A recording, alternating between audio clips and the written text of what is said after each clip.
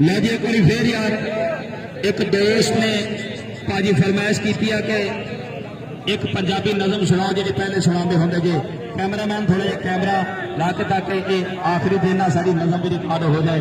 Sound वाला तू भी आवाज़ थोड़ी जी अपनी खोल दे कि दस सजना किवें भुल जाइए अपने पिंडा थावां नूं, दस सजना किवें भुल जाइए अपने पिंडा थावां नूं, देसी रीत रवाजा नूं ते रब वर्गियां मावां नूं, और किवें भुल जाइए बचपन जेड़ा पिंड विच रह के बीत गया। हार गया साडा पंजाबी विरसा बारे फैशन जीत गया। और निक्के निक्के हुंदे सी मां ने उठाना कंध दे उत्ते फड़ के जी, ले पुत्रा फड़ लै कहदा आ मसीतों पढ़ के जी, और मसीतों पढ़ के घर नूं मुड़ना मां ने दुध मदानी फेर लेनी, बई रोटी दही लस्सी और मखनी उत्ते होर देनी, लस्सी लैन लियाई गवांडन गल्ला करन लई घेर लेनी। और पिंड विच एक स्कूल हुंदा सी जिथे पढ़न लई जांदे सी, डाकियां दा बस्ता मलेशिया दी वर्दी ना ते डैक्स ना टाट होना, बोरी घरों ले जांदे सी।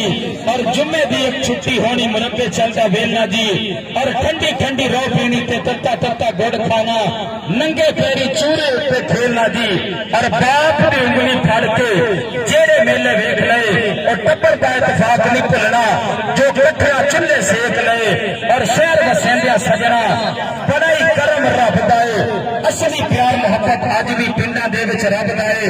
और हरनी वर्गी अख नहीं भुली, चीते वर्गा लक नहीं भुलिया, सानू हाले तक नहीं भुलिया, शहर तो सोना चक नहीं भुलिया, शहर तो सोना चक नहीं भुलिया। जिंदाबाद भाजी आल Pakistan Rajpur Jalandhar sports stadium coverage भाजी देन पे। और जिन्हें भी भाजी कबड्डी लवर ने क्रिकेट लवर ने इस पेज को भाजी लाइक करो और जिन्हें भी देखने मिलेंगे जिंदाबाद। लै जी चौधरी खुरम इकबाल वाले भाजी साढ़े वास्ते नकद कैश प्राइज कमेंटेटर वास्ते आया। अल्लाह पाक भाजी भाई खुरम ने सलामत रखे, जवाना की कदर